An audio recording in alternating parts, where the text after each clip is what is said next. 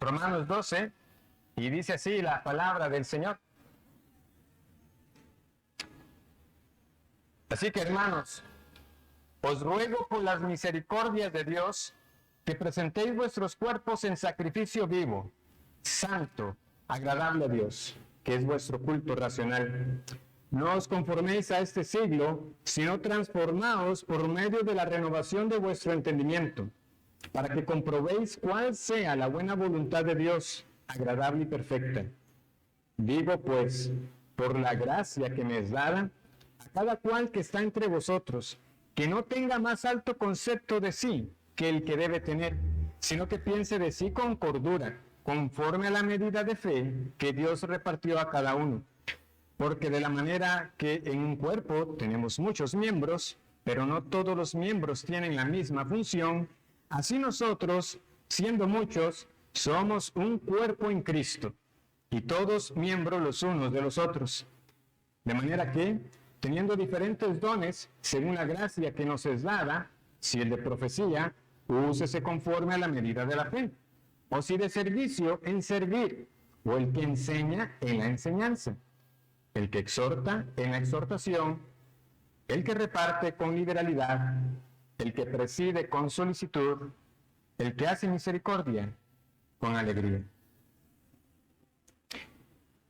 Bueno, no es un secreto que conforme he estudiado más la carta a los romanos,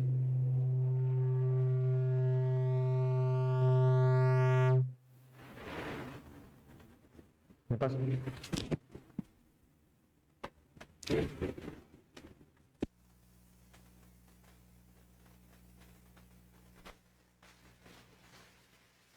No es un secreto entonces que conforme he estudiado más la carta a los romanos, las demandas que vemos en Romanos 12 toman mayor fuerza.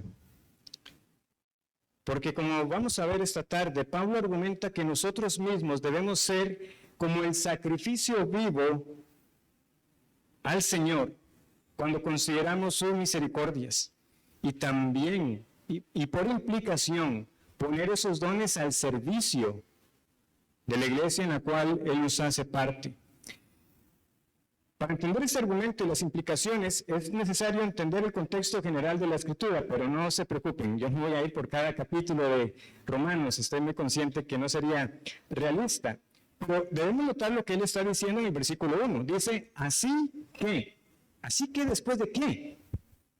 O sea, nosotros tenemos Romanos 11, del 33 al 36, con una de las doxologías más asombrosas que tenemos respecto a la redención del Señor. Pablo está abrumado, él ya simplemente no puede hacer otra cosa más que alabar a Dios. Oh profundidad de las riquezas, de la sabiduría y de la ciencia de Dios. Cuán insondables son sus juicios e inescrutables sus caminos. Me rindo, yo no puedo llegar al fondo de esto, y ninguno acá presente lo hará jamás, ni por la eternidad. Nosotros navegaremos y bucearemos y nunca dejaremos de conocer a nuestro Dios. Pero de nuevo, ¿por qué Pablo puede concluir de esta manera? Bueno, porque esta alabanza de Romanos 11, 33 al 36 forma parte de un argumento que inicia al menos desde el capítulo 9, donde él está diciendo que verdad dice en Cristo, y él está presentando ahí su corazón respecto a su pueblo físico. Él está preguntando, ¿ha fallado la palabra de Dios acaso? No, es que no es israelita todo el que lo es en la carne, va a decirnos él.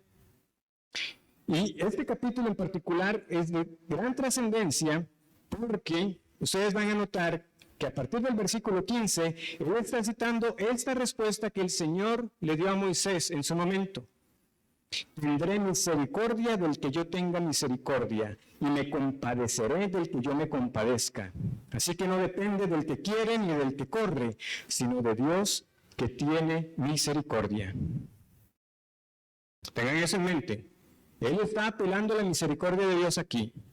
Pero podemos preguntarnos, ¿y por qué Pablo está razonando de esta manera a partir del capítulo 9. ¿Por qué trae el tema de la elección y de la salvación de aquellos que eran israelitas por descendencia física?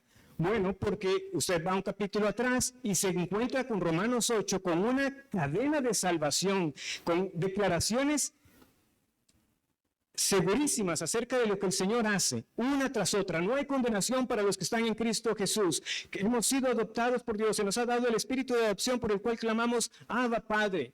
Se nos dice que el Señor, que a los que conoció de antemano también los llamó, y a los que llamó a estos también justificó, y a los que justificó a estos también glorificó. Entonces, ¿cómo puede ser que alguien que haya sido llamado por el Señor no llegue a la gloria?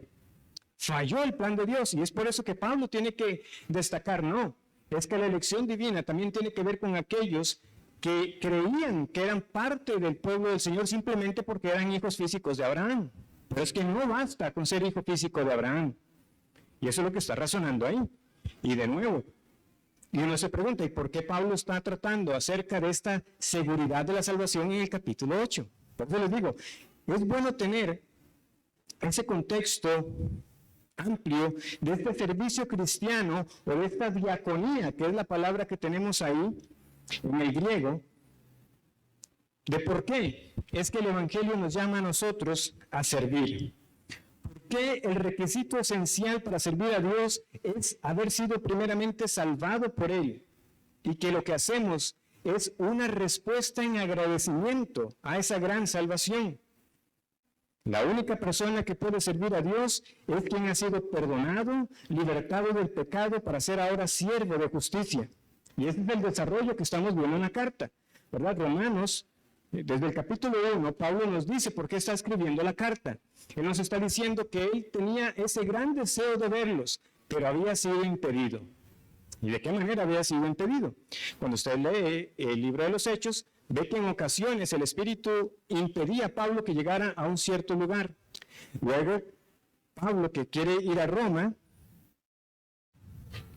provee el Señor el medio, pero el medio, ¿verdad?, no es el convencional. No fue que él tomó una embarcación de su voluntad para ir hacia Roma. Digamos que iba forzosamente hacia Roma, después de que fuera atrapado por las autoridades, luego de que los judíos hicieran un alboroto donde lo estaban acusando de profanar el templo, lo cual era una mentira. Pablo sigue defendiendo su causa de que él no ha hecho nada indebido y él apela a César. A César apelo. Están los líderes, ¿verdad?, hablando, diciendo, bueno, perfectamente este hombre hubiera podido quedar en libertad, pero apeló a César. Ni modo, lo vamos a enviar con César. Y los judíos que tanto querían matar a Pablo, se encuentran ahora que es el mismo imperio romano el que está protegiendo a Pablo. Hay un ejército, un número grande de soldados que resguardan su camino. También lo salva el Señor de manera providencial de un naufragio en el mar. Lo salva el Señor también cuando están temporalmente en la isla de Malta, donde se encuentran con unos paganos que piensan que una deidad no está dejando escapar a Pablo, porque ¿quién se salva de un naufragio para que lo pique una serpiente o lo muerde una serpiente tomando una leña? No, a ese hombre la justicia no lo está dejando escapar. Pablo se la sacude y luego vean lo que es la insensatez de la incredulidad. Usted cree cualquier disparate, ¿verdad? Porque primero pasan de creer que es la deidad que está, una deidad cualquiera que está ajusticiando a Pablo, para luego pensar que Pablo mismo era un ser divino, porque se quedan esperando, pero nada le pasa y no se muere. Después de ese largo viaje es que Pablo finalmente llega a Roma. Pero pasó mucho tiempo. Por eso es que nosotros nos vemos beneficiados con la carta a los romanos de que mientras todo eso ocurría, Pablo escribió la carta y ha sido preservada para nosotros hasta el día de hoy. No olvidemos esto. Romanos es una carta dirigida a creyentes y Pablo explica el evangelio de la justicia de Dios por la fe en Cristo únicamente, como ese motor y fundamento de la vida cristiana. Tradicionalmente algunos quieren dividir la carta, ¿verdad?, como diciendo, bueno, del capítulo 1 al 11 tenemos el desarrollo doctrinal y a partir del capítulo 12 tenemos pues esa parte imperativa de mandamientos. Bueno, ahora sí, esto es lo que tenemos que hacer. Yo siempre guardo algo de recelo cuando queremos ser tan tajantes con esas divisiones. No porque yo no diga que haya en efecto una parte indicativa y una parte imperativa, una parte que nos informa qué es el Evangelio y otra que nos dice, esto usted hace a la luz del Evangelio. Lo que quiero transmitir es que usted tiene que estar atento a que aún la doctrina es sumamente práctica. ¿Quieren verlo? Vamos un momento al capítulo 1. Vean, por ejemplo, que desde el capítulo 1 Pablo inicia la carta de la siguiente manera. Pablo, siervo de Jesucristo, llamado a ser apóstol. El perseguidor de la iglesia tiene ahora como identidad que es un esclavo de Cristo. Eso es sumamente práctico. No, es que eso está en la parte indicativa, no. Eso es práctico. Si usted es un hijo de Dios, usted tiene que verse como un siervo de Jesucristo. Uno que le pertenece en cuerpo y alma al Señor. Rendido completamente a su voluntad. Esto lo está diciendo el hombre que iba respirando amenazas contra la iglesia. También este mismo hombre, ahora cambiado por el Señor, dice en el versículo 8, que primeramente da gracias a su Dios mediante Jesucristo con respecto a todos vosotros de que vuestra fe se divulga por todo el mundo. Doy gracias a Dios. El cristianismo es de agradecimiento. ¿Cuánto debería confrontarnos a nosotros el hecho de que el contentamiento y el agradecimiento sea más bien lo que algunos han llamado una joya rara en la vida cristiana? ¿Da usted gracias a Dios por su iglesia y por lo que el Señor hace en otras iglesias? Pablo daba gracias por muchas iglesias. ¿Cuántas iglesias no estableció Pablo? Y cuando él escribe en sus cartas, él puede decir, yo doy gracias a Dios por ustedes en mis oraciones. Solo pensar el tiempo que podía tomar Pablo para orar cada día por las iglesias, también nos habla de una vida de oración. Por eso les digo, la doctrina es sumamente práctica. Versículo 25. Pablo está denunciando lo que el hombre ha hecho, que ha retenido con injusticia la verdad de Dios. Está defendiendo en esas aguas lodosas y fangosas del pecado, que han cambiado la imagen del Dios incorruptible por la imagen de cuadrúpedos y por la imagen del hombre mismo. Pero él en un momento tiene que hacer una pausa y dice en el versículo 25, ya que cambiaron la verdad de Dios por la mentira, honrando y dando culto a las criaturas antes que al Creador, el cual es bendito por los siglos. Amén. Doxología, alabanza, en medio de. Pablo nos está explicando la condición caída del hombre. Él está hablando de lo que formalmente nosotros, ¿verdad? Como buenos reformados diríamos, está hablando de la doctrina de la incapacidad humana, la T del tulip. Muy bien, sí, pero vea, Pablo está alabando a Dios. Él no deja de alabar a Dios cuando compara lo que es nuestra condición caída y el bendito Dios que nos hizo a nosotros. Hay más ejemplos, pero como les digo, sí, esa división del capítulo 1 al 11 nos sirve como un marco general, pero siempre esté atento, porque no podemos separar la teología de la vida. Y bueno, volviendo entonces al punto, Pablo desde el capítulo 1, como les digo, él sí está acusando a toda la humanidad. Está diciendo que todos somos pecadores. No hay quien quede exento de las acusaciones.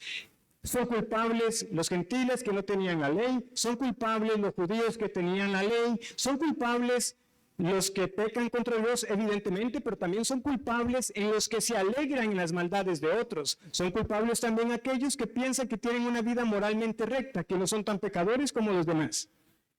Por lo cual eres inexcusable, oh hombre, quien quiera que seas tú que juzgas. Pues en lo que juzgas a otro, te condenas a ti mismo, porque tú que juzgas, haces lo mismo. ¿Quiere ver otra demanda práctica?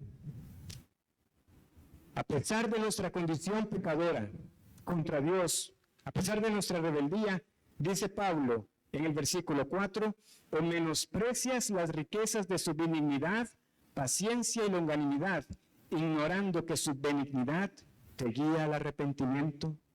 Si el Señor no te ha quitado la vida, El Señor te está diciendo, arrepiéntete antes de que el tiempo venga. Un día estarás delante de tu Creador. ¿Ignoras que la paciencia y la benignidad de Dios te guía al arrepentimiento? No basta con que usted diga, sí, yo se lo he escuchado, que todos somos pecadores. Sí, entonces arrepiéntase. Si el Señor te tiene aún con vida y estás escuchando el mensaje del Evangelio, es para reconocer, entonces, este es el día para arrepentirme de mi maldad y reconocer a Cristo como en el único en quien hay salvación.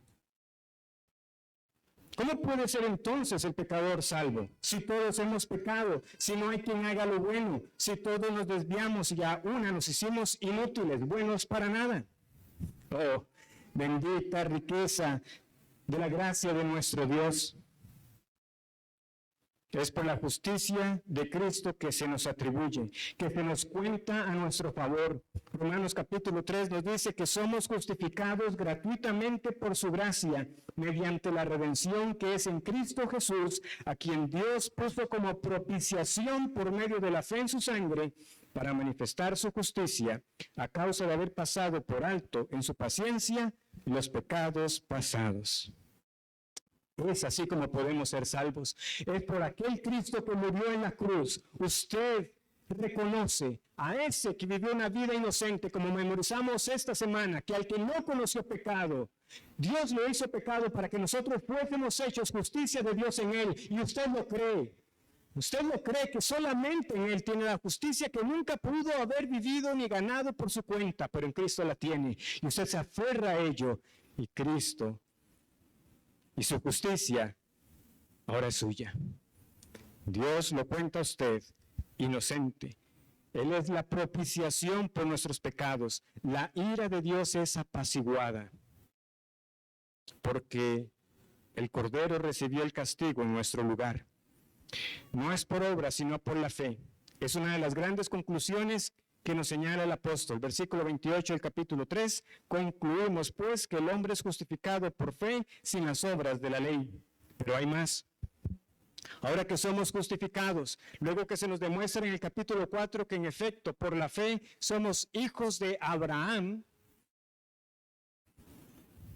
se nos dice que nosotros ahora tenemos paz para con Dios por medio de nuestro Señor Jesucristo, que tenemos esperanza de gloria, que tenemos gozo en medio de las aflicciones, que nos gloriamos en las aflicciones mismas porque tenemos una esperanza de gloria, que Dios mostró su amor por nosotros, en que siendo aún pecadores, Cristo murió por nosotros. Pablo entonces nos invita a pensar, pero bueno, ¿acaso no pudo haber otra alternativa? ¿No pudo haber algún camino de salvación en el que Cristo no tuviera que morir? Respuesta negativa.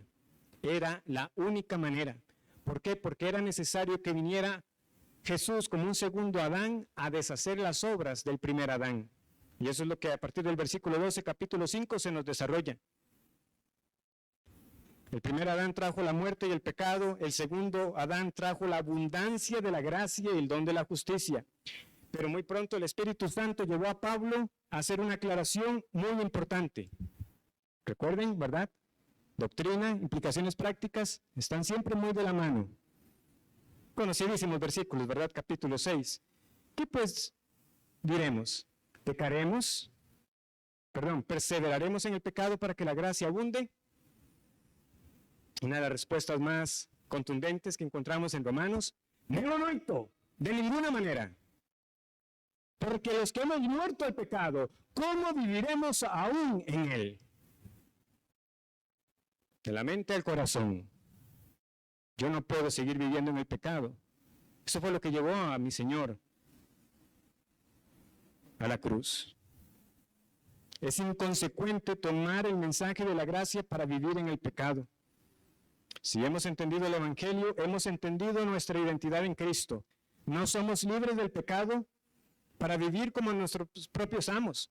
No se nos liberta del pecado para incongruentemente seguir viviendo en él. Si se supone que el Señor nos ha libertado del pecado, de nuevo Pablo dice, ¿cómo es que vamos a volver a ello? ¿Cómo es que vamos a seguir presentando nuestros miembros como instrumentos o armas de iniquidad? ¿Qué provecho tenías de aquellas cosas? Más bien, recordar nuestra vida sin Cristo y del pecado que antes practicábamos es motivo de vergüenza. Cosas de las que ahora más bien nos avergonzamos. Éramos esclavos del pecado y libertados del pecado somos ahora esclavos de justicia. Por eso, en un sentido, cuando digo servicio cristiano, hay redundancia, porque cristiano y servir van juntos. Porque por definición el creyente es un servidor, es quien vive para la gloria de Dios, haciendo la obra de Dios en los términos de Dios, o como nos dice el capítulo 6 en el versículo 13, ni tampoco presentéis vuestros miembros al pecado como instrumentos de iniquidad, sino presentaos, vean el lenguaje, vosotros mismos a Dios como vivos de entre los muertos y vuestros miembros a Dios como instrumentos de justicia. O versículo 19, hablo como humano por vuestra humana debilidad, que así que como para iniquidad presentasteis vuestros miembros para servir a la inmundicia y a la iniquidad, así ahora para santificación presentad vuestros miembros para servir a la justicia. Vean, noten ahí, ¿verdad? Desde el capítulo 6, presentados a vosotros mismos, que estábamos viendo en el capítulo 12, os ruego por las misericordias de Dios que presentéis vuestros cuerpos. No podemos perder la conexión. El precioso mensaje del Evangelio, de lo que el Señor ha hecho por nosotros, que nos ha libertado, ya desde antes Pablo nos estaba diciendo, es todo usted que se entrega al Señor, es todo usted que tiene que ser un siervo de justicia.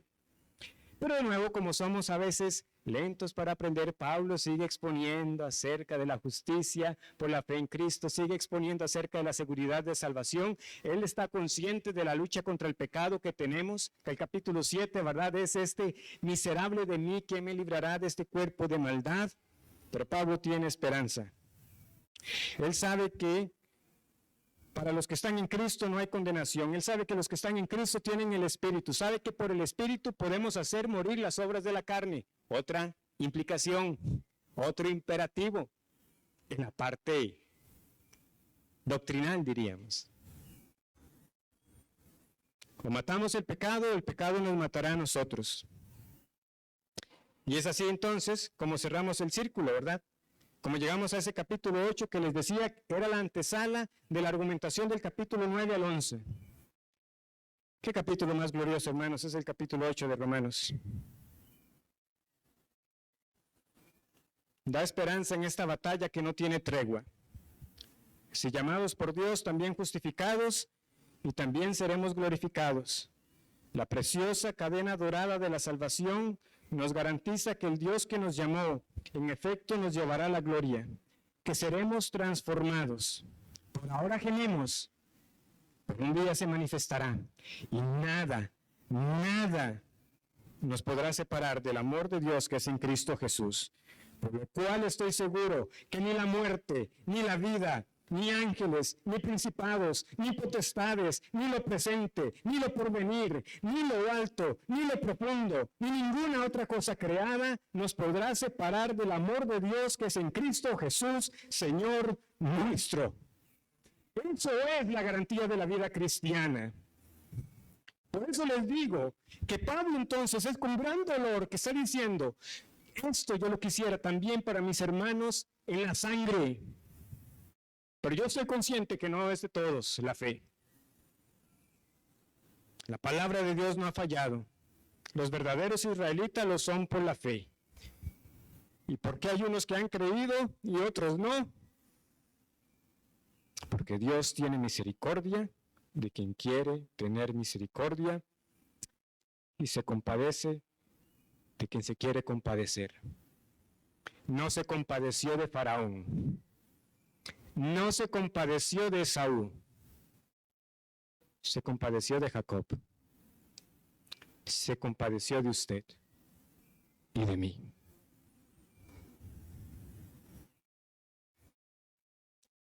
¿Sí? Hasta el capítulo 9, Pablo no había hablado de la misericordia de Dios. Es interesante. Por eso le digo, uno pudiera decir, ¿cómo no? Pero Pablo ha hablado de la gracia, de la justificación, de la adopción, pero de la misericordia de Dios. así explícitamente. Es el capítulo 9. Entonces, cuando Pablo te está diciendo, os ruego por las misericordias de Dios, usted debe tener en cuenta que Dios tuvo misericordia de usted, particularmente de usted, para hacerlo suyo, un instrumento de justicia.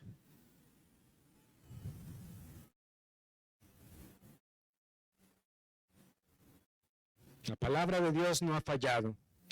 Por eso nosotros no podemos hacer otra cosa que caer con Pablo de rodillas y decir, oh profundidad de las riquezas, de la sabiduría y de la ciencia de Dios, cuán insondables son sus juicios e inescrutables sus caminos. Porque de Él, y por Él, y para Él son todas las cosas, a Él sea la gloria por los siglos de los siglos. Amén. Yo solo sé que el Señor me salvó y yo le pertenezco enteramente. Y si he de vivir, ha de ser para su gloria, porque todo es para Él. Ese es el contexto de Romanos 12. Yo sé que es un resumen escueto que he hecho de la carta, pero espero que les quede grabado, que cuando Pablo está diciendo ruego por las misericordias de Dios, esa es la misericordia de Dios que se nos ha expuesto. Que este evangelio de la gracia, de la justificación por la fe en Cristo, Dios la ha mostrado para con aquellos que Él llamó. Entonces, ¿por qué servimos? Servimos a Dios y nos entregamos a Él a la luz de las misericordias de Dios y de su compasión. A la luz de la misericordia de Dios que extendió su favor no solo a quien no lo merecía, sino que debía recibir todo lo contrario, todo el peso y el rigor del castigo. No queda más que una vida de gratitud que se ofrece voluntariamente. Obviamente, el sector judío o el sector que antes fue judío en la iglesia de Roma, entendía muy bien este lenguaje de sacrificio, ¿verdad? Ellos conocían lo que estábamos leyendo en Levítico. ¿Qué tenía que hacer usted con los animales? Que usted no sacrificaba donde se le antojaba, que usted lo entregaba al Señor. Pero también los paganos, porque vean, en los cultos paganos también habían conceptos de animales que eran sacrificados. O sea, la idea tampoco era ajena dentro del paganismo, aunque obviamente con otras ideas distorsionadas. El asunto es que ellos, independientemente de su trasfondo judío o gentil, ahora saben muy bien que ellos ya no tienen que estar ofreciendo sacrificios animales. Ellos saben que solo hay un único sacrificio que ya fue ofrecido, que fue el de nuestro Señor Jesucristo. Ahora en la mañana que estaba con otros hermanos, leíamos este versículo en Hebreos 10:11, donde se nos está contrastando lo que hacían los sacerdotes levitas. En la Biblia de las Américas explícitamente dice que los sacerdotes estaban de pie día tras día. Ahí no había descanso. Era animal tras animal, pecado tras pecado, sacrificio tras sacrificio. Era incansable. Pero Cristo está sentado ahora a la diestra del Padre. Sentado, ¿por qué? Porque Él ya está viendo ahora el fruto de su obra. Un único sacrificio suficiente para verdaderamente redimir de los pecados. Aquellos animales no quitaban el pecado, el sacrificio de Cristo quita el pecado. Y lo quita perfectamente para todos los suyos. Porque dice Hebreos que fue para ser perfectos para siempre a los santificados.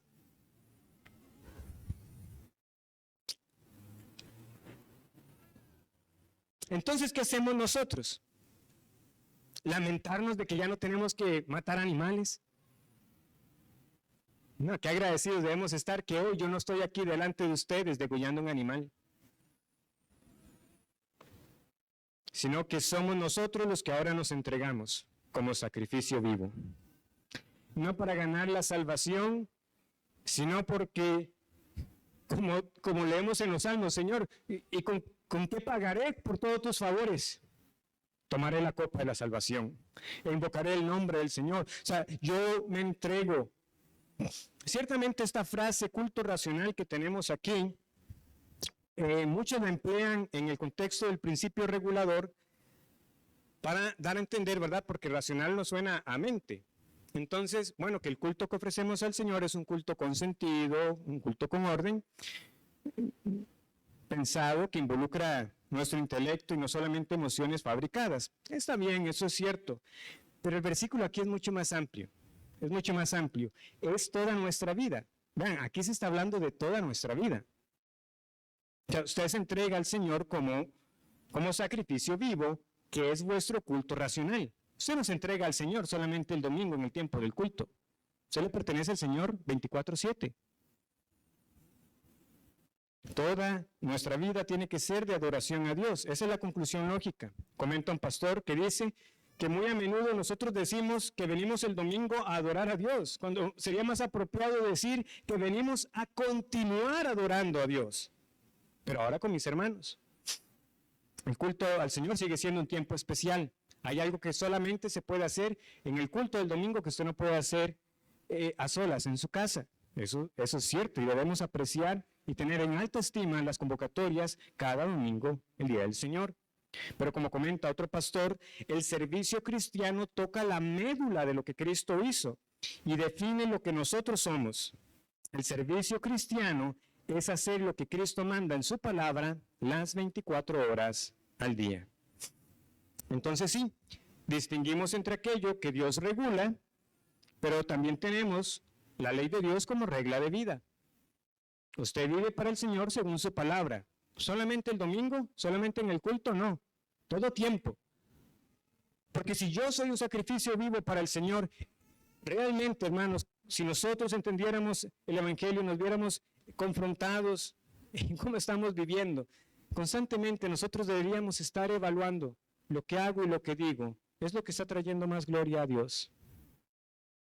¿Es esta la manera en que yo me entrego enteramente para el Señor a la luz de lo que Él ha hecho?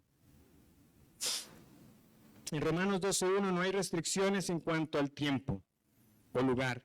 Todo de nosotros es ofrecido y por ello hemos de adorar y servir en todo tiempo, como hemos de buscar la gloria de Dios en todo lo que hacemos, aun si comemos o bebemos.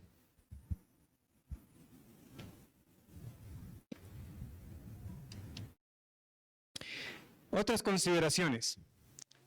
Vamos a Romanos 12:2. Dice, no os conforméis a este siglo, sino transformaos por medio de la renovación de vuestro entendimiento, para que comprobéis cuál sea la buena voluntad de Dios, agradable y perfecta. Digo pues, por la gracia que me es dada, a cada cual que está entre vosotros, que no tenga más alto concepto de sí que el que debe tener, sino que piense de sí con cordura, conforme a la medida de fe que Dios repartió a cada uno.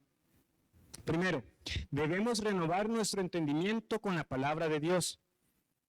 Esta mente, que es así renovada, no es un aspecto solamente mental, sino que comprueba, experimenta que en realidad la voluntad de Dios es buena, agradable y perfecta. Todo lo que tenemos en la palabra de Dios, hermanos, cuando nosotros vivimos según la palabra de Dios, ningún cristiano lo va a lamentar. Va a comprobar que en efecto, el camino que Dios nos traza es el mejor camino. También servimos con humildad. No tenga un concepto más alto de sí que el que deba tener. La preocupación principal en lo que nosotros hacemos no es el éxito, sino ser hallados fieles.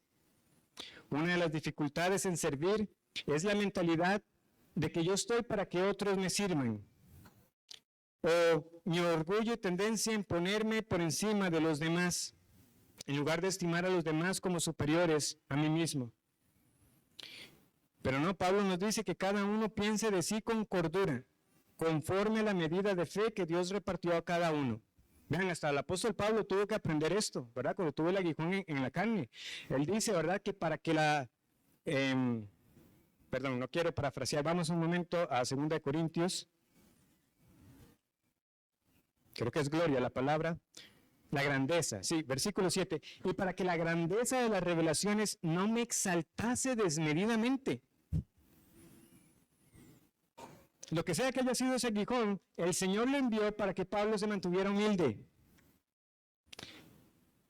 No, todos nosotros, hermanos, no tenemos problemas de autoestima.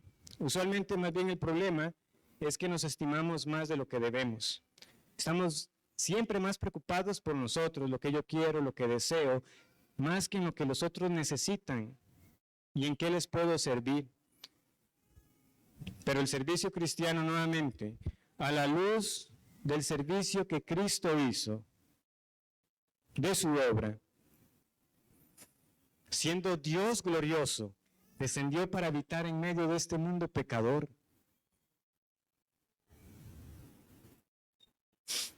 Una mente renovada por la palabra tendrá un concepto apropiado y bíblico acerca de su persona.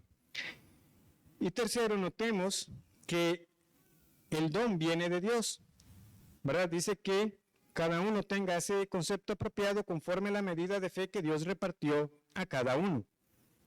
Entonces Dios reparte a cada uno una medida de fe. También en Corintios, en la primera carta, Pablo nos dice explícitamente que el Espíritu Santo reparte los dones como quiere. Eso es así. Como sea que el Señor nos haya querido capacitar, los talentos y habilidades que tenemos para el Señor nos han sido dados por el Espíritu. Entonces eso nuevamente nos tiene que llamar a la humildad. Usted no los tiene por virtud propia. No, el Espíritu se lo dio. Lo que sea que usted avance, lo que sea que usted pueda colaborar y servir en la iglesia y en toda otra área de la vida fuera de la iglesia, es dado por el Señor. Entonces, ¿cómo ejercitamos el servicio cristiano? Vemos que a partir del versículo 4, Pablo empieza entonces ahora a moverse a este aspecto de que somos un cuerpo y que en este cuerpo hay muchos miembros, pero con funciones diferentes. Y nos empieza a dar una lista de dones. Entonces, yo voy a tratarlos, ¿verdad? De una manera muy general, ¿verdad? Obviamente por razones de tiempo. Pero tenemos la profecía, tenemos el servicio, tenemos la enseñanza, la exhortación, la liberalidad o el dar, tenemos el liderazgo y tenemos la misericordia. En el versículo 6 tenemos el primero, que es la profecía. Dice así: de manera que, teniendo diferentes dones, según la gracia que nos es dada, ¿verdad? Nuevamente, es Dios quien reparte, el Espíritu Santo es el que da un don. Si el de profecía, úsese conforme a la medida de la fe. La profecía, en términos sencillos, es hablar la palabra de Dios. Ahora, esta palabra aquí no nos tiene que causar ningún problema. ¿Por qué?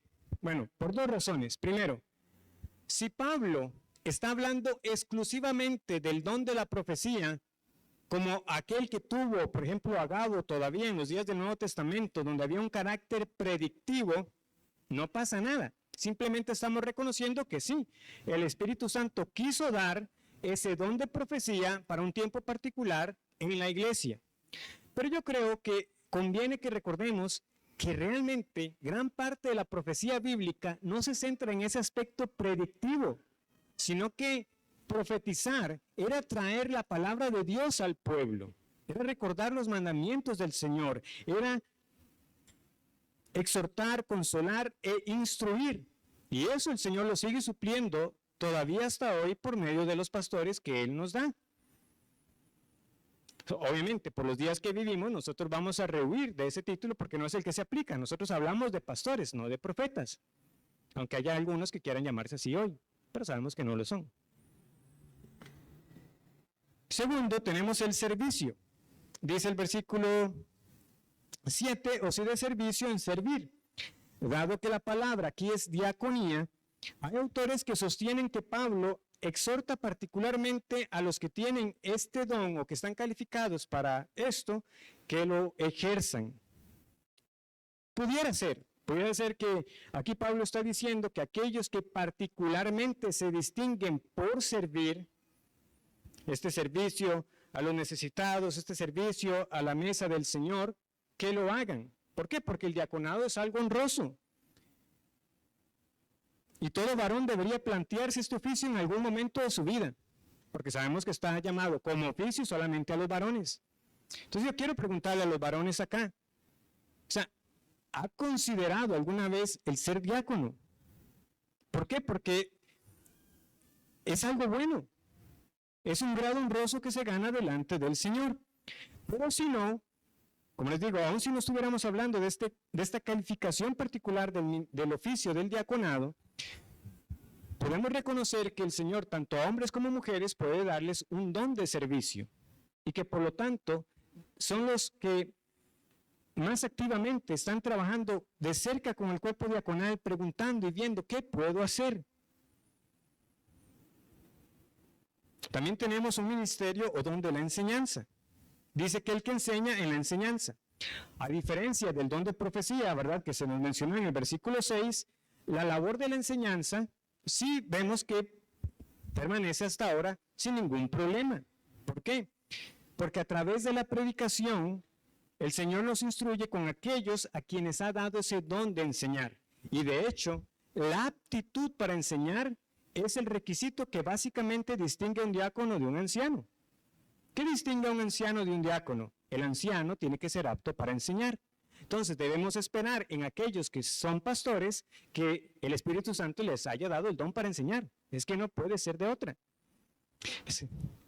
No lo tengo aquí, pero estaba escuchando un sermón de otro hermano exponiendo este texto y hablaba de un hombre que insistía en que él tenía ese don de predicar, pero el otro pastor le decía, tú no lo tienes, pero él seguía insistiendo. Es que yo tengo el don de para predicar. Y él le dio una respuesta muy particular. Le dijo, bueno, puede ser que tú tengas el don de predicar, pero yo no tengo el don para oírte. Entonces, eso es lo que la iglesia tiene que estar atenta. ¿Tiene de verdad ese hombre la aptitud para enseñar? Sí, como les digo, no vamos a entrar en materia si la respuesta fue misericordiosa. Ignoramos muchos asuntos del contexto en que se dijo, pero hay algo que quiero ilustrar.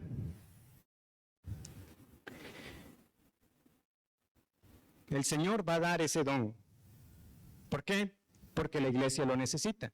Necesita ser instruida en la palabra, en el misterio de la fe o de la piedad. También tenemos el don de la exhortación. El que exhorta en la exhortación. Es interesante que la palabra que tenemos aquí está relacionada con el paracleto o el consolador. Un paracleto es alguien que estaba a la par de otro. Tiene una connotación legal, sí, pero no solamente legal. De nuevo, es alguien que está junto a otro. Hermanos, debemos dar gracias a Dios de que el Espíritu dé tales dones. Y habrá entre nosotros, hermanos, que se caractericen por saber qué hablar y qué decir en momentos de dolor, en momentos de aflicción. Gracias al Señor por eso. Sin embargo, yo quiero que esté en nuestra mente acá, aunque yo estoy mencionando dones que se pueden traducir en oficios particulares o que se van a destacar en otros hermanos, ninguno de nosotros puede excusarse y decir de que, bueno, como mi don no es el de servicio, no tengo nada que servir, como mi don no es el de enseñanza, nunca tengo nada que enseñar. Como tampoco es válido decir que como mi don no es el de la exhortación, nunca tengo cómo exhortar a un hermano. ¿Saben por qué? Regresemos a Romanos capítulo 1.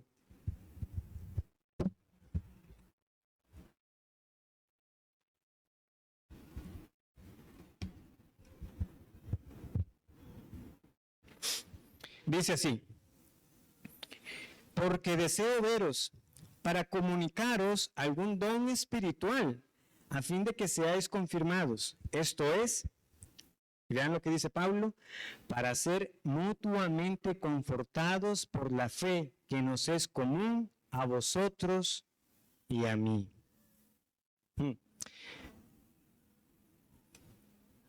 Este es el carácter de un cristiano. Pablo necesitaba a la iglesia. Él le está diciendo a Roma, yo no solamente voy a ustedes como el apóstol Pablo. Viene Pablo, ¿verdad? No. Yo voy para ser confortados mutuamente. Yo tengo palabras del Señor claramente como apóstol, que él sí era verdadero apóstol. Pero él también entiende que los hermanos en Roma podían transmitirle a él palabras de consuelo y que él las necesitaba. No, hermanos, ni los pastores ni los diáconos estamos por encima. Nosotros necesitamos de ustedes también, de sus oraciones y de sus palabras. El consuelo era recíproco. Y finalmente en la lista, que me estoy limitando ahora porque me quedé hasta el versículo 8, ¿verdad? No me voy a extender más, dice, el que hace misericordia, el que preside, ya me perdí, ya. Versículo 8, el que exhorta en la exhortación, el que reparte con liberalidad. Tenemos el dar. claramente esto se refiere a un dar económico. Hay hermanos que se van a caracterizar por ser más desprendidos. Pero de nuevo aquí yo quiero exhortarnos a todos, ¿verdad? No puede ser que alguien diga, es que a mí el Señor no me dio el don de la liberalidad, por eso nunca ofrendo.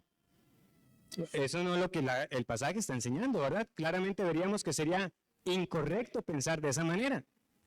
Pero no nos debe quedar duda también de que hay hermanos que particularmente lo sorprenden a uno por lo desprendidos que son. O sea, que de verdad uno dice, yo de verdad, Señor, dame un corazón así también, no solamente económicamente, en tiempo, en disposición para muchas cosas, dan con liberalidad. Y yo no creo que eso sea un tema de ingreso económico. El Señor lo deja muy claro en otras partes, ¿verdad? Que habían hombres que podían echar sus bolsas de dinero, y sin embargo Él puede decir de la viuda que dio más que todos. Entonces el Señor también bendice a la congregación cuando trae hermanos que son así de desprendidos. Preguntémonos, ¿estamos contentos con lo que damos sabiendo que podríamos dar más? ¿Estamos aferrados a los tesoros terrenales donde la polilla y el óxido corrompen? ¿O estamos haciendo nuestro tesoro en los cielos? Recientemente alguien compartía este pasaje en Primera de Crónicas, ¿verdad? Donde David está diciéndole a Salomón todo lo que ha preparado para el templo. Es una cantidad absurda de dinero en el tiempo actual. ¿Podrían los diáconos de esta iglesia plantearse la opción de sostener a uno de sus pastores a tiempo completo? ¿Podrían plantearse la opción de comprar un terreno o un local? ¿O más bien será algo más difícil conforme pasen los años? Hermano, no pudiera ser que no se vea en la manera en que damos lo que nosotros entendemos de lo que el Señor ha hecho. Por eso les digo, no se escude en decir, es que yo no tengo el don de la liberalidad. Cristo tuvo mucho que decir acerca de nuestro corazón y dónde está nuestro tesoro. También tenemos un don de liderazgo, ¿verdad? Dice, el que preside con solicitud. Aquí probablemente, ¿verdad? Ese sea un llamado primeramente a los pastores para ejercer su papel de supervisión. Es un liderazgo que se ejerce sin enseñorearse del rebaño, pero también dice que se hace con solicitud. ¿Y por qué? ¿Por qué particularmente se le indica esto a aquellos que están llamados a ejercer un liderazgo? Porque, hermanos, no siempre es fácil tener que lidiar con las personas. Es una de las facetas más desgastantes del ministerio. ¿No está, Alex? Allá. Bueno, para que lo sepan, ¿verdad? Entonces, es así. Es lidiar con personas y su pecado, con personas y su terquedad, personas que a veces no quieren recibir el consejo. Tenemos que hacerlo con solicitud. Y finalmente tenemos el que hace misericordia con alegría. Dice un autor al respecto, a este don que los enfermos, moribundos y acongojados necesitan visitas por parte de alguien que sepa cómo impartir verdadera compasión y comprensión cristiana. Alguien que demuestra misericordia con alegría. Dice Proverbios 17:22, el corazón alegre constituye un buen remedio, mas el espíritu triste seca los huesos. Esto no significa que mostrar misericordia es llegar a provocar risas a quien está de duelo, pero sí hacerlo con una disposición gozosa, de manera que es para ambos provechoso. Y para eso, de nuevo, habrá hermanos que se caracterizan, ¿verdad?, por ese don extraordinario, de que no solamente muestran compasión, sino que se ve de verdad esa disposición en hacerlo, no simplemente como una tarea impuesta, ¿verdad?, como tengo que ir a visitar a ese hermano porque hay que hacerlo. Todos podemos crecer en ello, pero de nuevo hay un don particular que destaca. La lista podría ser más larga y hay mucho más que se puede decir. Pero tengamos por seguro que al menos un don parecido a eso debemos tener. ¿Por qué? Porque el Espíritu Santo reparte como quiere. Y si algo también debemos estar seguros es que si usted tiene el Espíritu Santo, al menos un don tiene que haberle dado. Porque Dios es un Dios rico en repartir. Y ciertamente algunos capacita más, pero hermanos, nuestro Dios, que es tan liberal, ciertamente no va a ser el caso que sea que la mayoría acá tengamos apenas un pequeño don. Si nosotros fuéramos de verdad más conscientes de todo lo que el Señor nos ha dado, nos veríamos movidos a querer destacarnos en muchos de los dones que aquí se nos han nombrado.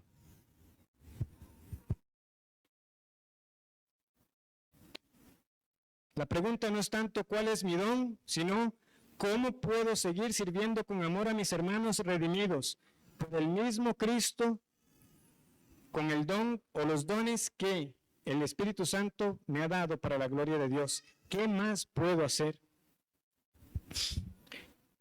Para ir concluyendo, yo les invito a que vayamos a Hechos capítulo 6.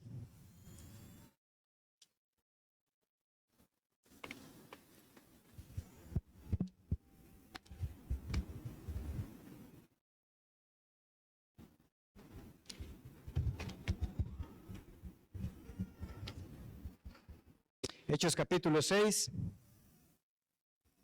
Aquí se nos narra la elección de los primeros diáconos. Pedro nos aclara que la prioridad que ellos tenían era dedicarse a la palabra de Dios, a la oración y la palabra. ¿Verdad? Dice en el versículo 2 que los 12 convocaron a la multitud de los discípulos y dijeron: no es justo que nosotros dejemos la palabra de Dios para servir a las mesas. Buscad pues, hermanos, de entre vosotros a 7 varones de buen testimonio, llenos del Espíritu Santo y de sabiduría, a quienes encarguemos de este trabajo, y nosotros persistiremos en la oración y en el ministerio de la palabra.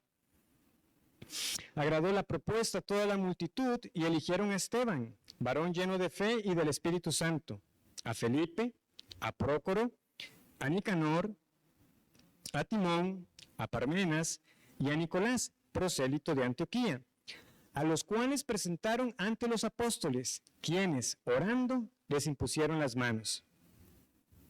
Vean qué pasa cuando la iglesia hace lo que tiene que hacer. Reconoce a hombres que se dediquen al oficio que el Señor los ha llamado. Diáconos para servir a la mesa del Señor y a la mesa de los necesitados, y en este caso los apóstoles en función pastoral para dedicarse a la oración y a la palabra. Versículo 7.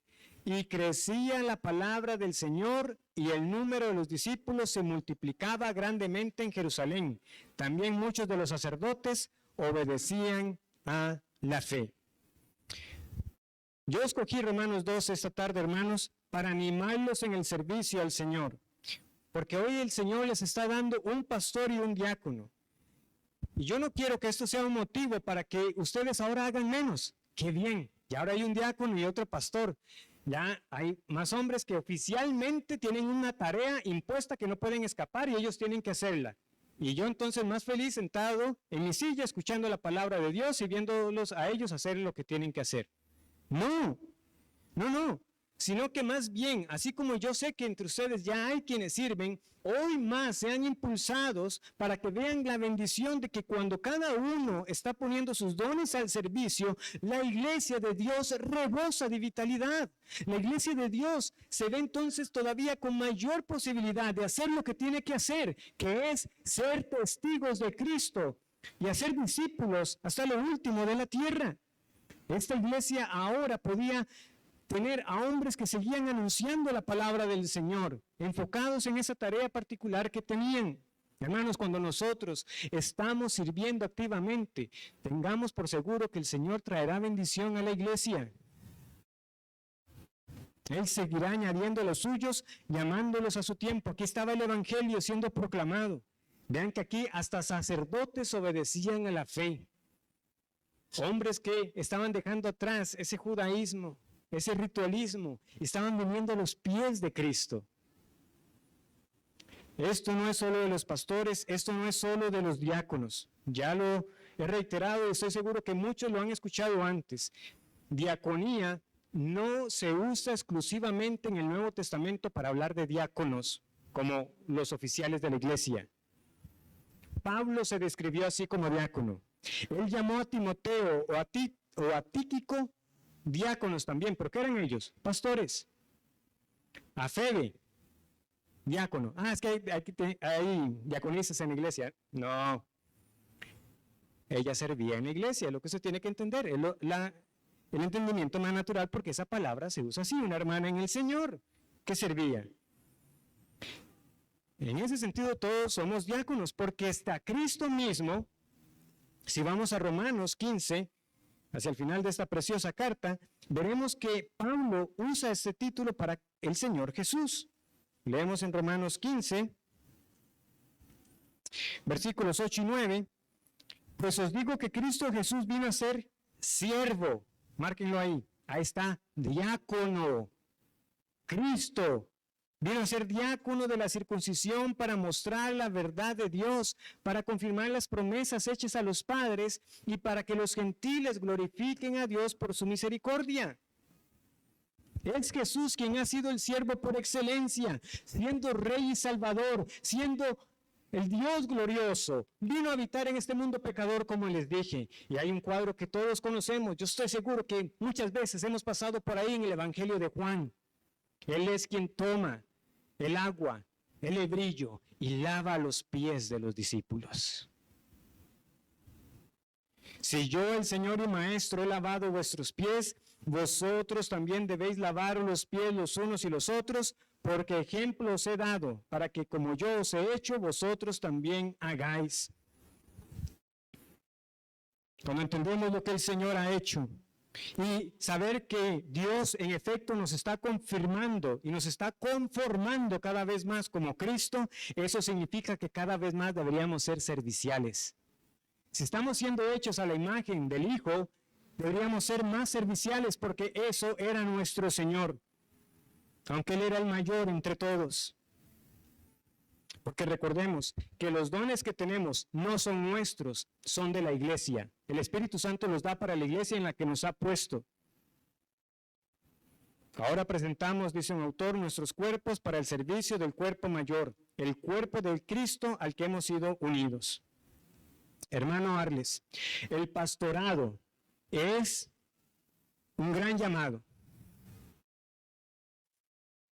Igual, yo muy en el fondo, a veces con recelo que utilizo esos lenguajes de distinguir, ¿verdad?, entre ese llamado al Señor como pastor y otras vocaciones dignas, ¿verdad?, porque nosotros no queremos caer en aquella visión medieval antes de la Reforma, ¿verdad?, que los sacerdotes, ellos sí servían al Señor y todos los comunes, pues no. No, todos servimos al Señor y lo honramos en nuestro trabajo. Pero sí, el pastorado es un gran privilegio, hermano. Valórelo. Que usted tenga la oportunidad de ir a la palabra de Dios para traer consuelo, exhortación, disciplina, amonestación, edificación a este pueblo aquí en Alajuela. No solamente cada domingo, sino en ese ministerio día tras día. No tema a los hombres y no busque agradar a los hombres. Recuerde que usted predica delante de Dios y de parte de Dios, para beneficio de las ovejas que Cristo redimió con su sangre, pero para la gloria de Dios. Esfuércese en preparar cada vez que tenga que predicar un alimento rico y sólido para las ovejas. Buen pasto que siempre va a encontrar aquí. Aquí siempre estará lo que el pueblo del Señor necesita. Hermano Joan, el diaconado es también un grado honroso, que por su servicio, mi hermano Mariano y mi hermano Arles, puedan dedicarse más y más a la palabra y a la oración. Que usted venga a fortalecer el cuerpo diaconal con los hermanos que ya lo son. Y a los demás yo les pregunto, ¿qué van a hacer? Acérquense a sus pastores, ofrezcan ayuda a los diáconos. No esperemos que se hagan anuncios de que se necesita ayuda, sino que constantemente seamos de los que están. ¿Qué más puedo hacer? ¿Cómo puedo ayudar? Aquí estoy. Yo quiero entregarme de entero a aquel que me salvó. Así que, hermanos, os ruego por las misericordias de Dios que presentéis vuestros cuerpos en sacrificio vivo, santo, agradable a Dios, que es vuestro culto racional. Oremos. Bendito Señor, yo te doy gracias por el privilegio de haber haber traído tu palabra a este pueblo. Perdona aquello que haya dicho que no haya sido conforme a tu verdad y afirma a tu pueblo en el Evangelio y a una vida gozosa en servirte a ti. Que como cantábamos, sea un anhelo trabajar por el Señor y que sea un gozo servir a Cristo. Gracias por lo que sigues haciendo en nuestro país y que esta iglesia sea utilizada para seguir alcanzando más y más zonas en esta provincia. Ten misericordia de nosotros. Sabemos, Señor, que así como tuviste compasión de nuestras almas, sigues compadeciéndote de este país para que podamos proclamar con libertad el Evangelio. Que seamos hallados testigos fieles. En Jesús te lo pido. Amén.